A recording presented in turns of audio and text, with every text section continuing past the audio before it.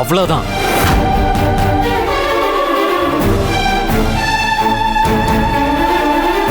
ஏய், நீ எதுக்கா இப்ப வந்திருக்க?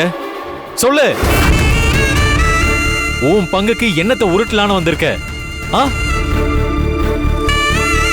ஏய், உங்ககிட்ட தானே கேட்டுட்டு இருக்கேன். என்ன விஷயம் சொல்லு.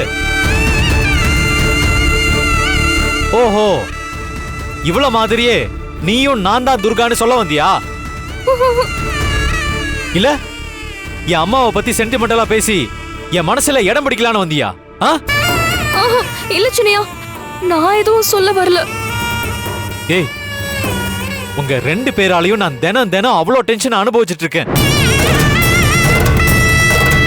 உங்கள யாரு துர்கா யாரு கனகான்னு தெளிவா தெரியாத வரைக்கும் நீங்க சொல்ற எதையும் நான் நம்ப போறது இல்ல.